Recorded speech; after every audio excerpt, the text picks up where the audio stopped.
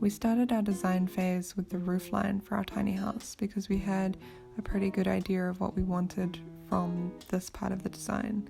We wanted a gable end at one end of the tiny house, and we wanted as much headspace as possible in the mezzanine area at the opposite end of the tiny house.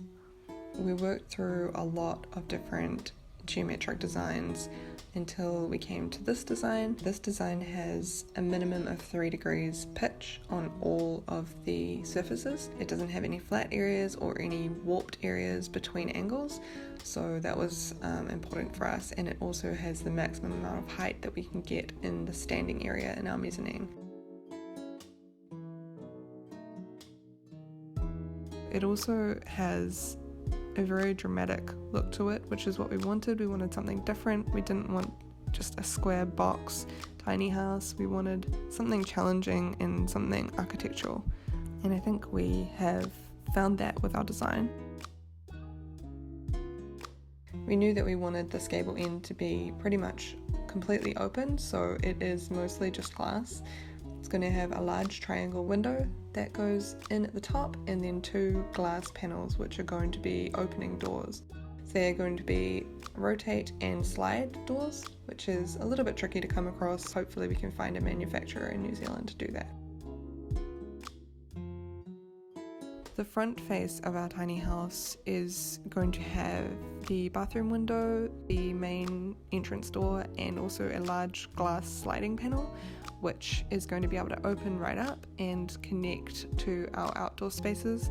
So we'll also be able to connect our kitchen, which is sort of central in the tiny house, to the outside space.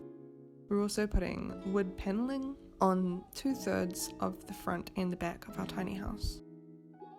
This side we've got the mezzanine area up the top there, and the wood paneling is going to come across and meet the other side just with some shutters, just so we can have a bit of privacy and we can really close up that space and make it nice and cozy if we want to. At the back of our tiny house we have a small door which is going to lead to a storage area, which is kind of underneath the walkway of our mezzanine. And we've got another large glass panel which is exactly the same as the other side, except this one doesn't open, but it just lets the light all the way through, and that sort of area of our tiny house, which is a transitional space, is going to be transparent, so you can see right the way through there. So that's the final design of our tiny house, the exterior, and dropping it into our site, this is how it's going to sit on our trailer.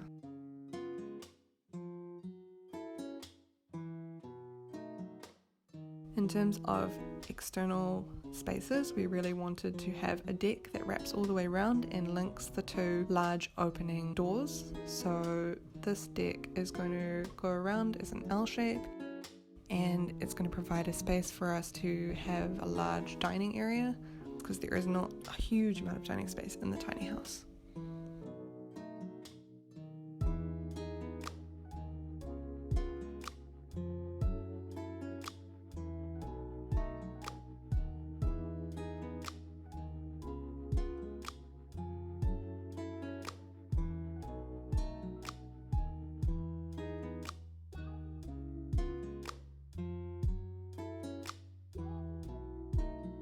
So this is the final design and how it sits on site.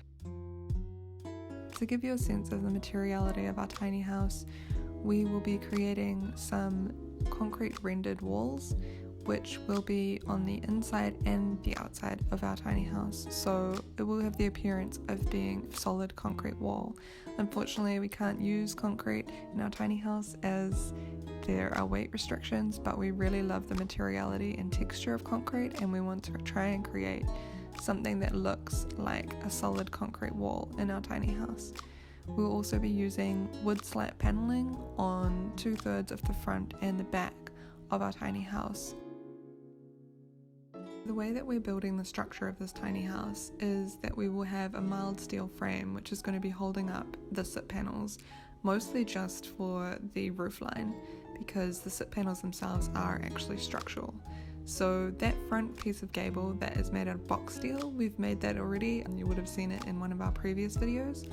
And we were attempting to make the rest of the structure by welding pieces of flat bar together into these angled shapes that we need for the roofline. However, if you've seen the last video, you know that this didn't work out so well and that we were having a lot of warping issues. Since then, we've ordered these pieces of metal to be folded by a company, and when we receive them, we will be welding them together into the lengths that we need. To attach the SIP panels to our steel structure, these channels need to be secured to our trailer base.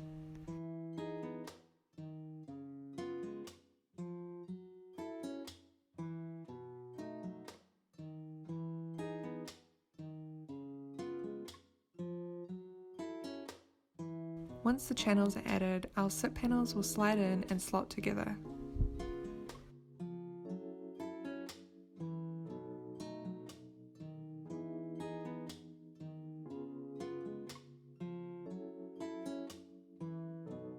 The SIP panels will then be secured to the channels which have already been secured to the trailer.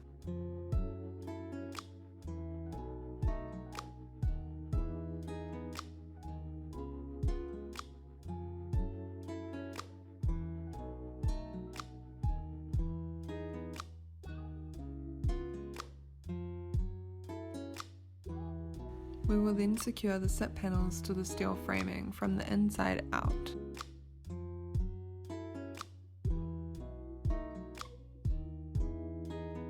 The reason that we are doing it this way is because we need that support for the roofline of the tiny house, and we wanted to make sure that we didn't have any rafters or anything like that inside the tiny house that were visible, because we wanted a really clean, streamlined ceiling on the inside. We hope you've enjoyed seeing the exterior design for our tiny house and how we're going to put the structure together. If you've got any advice or any questions, let us know in the comments.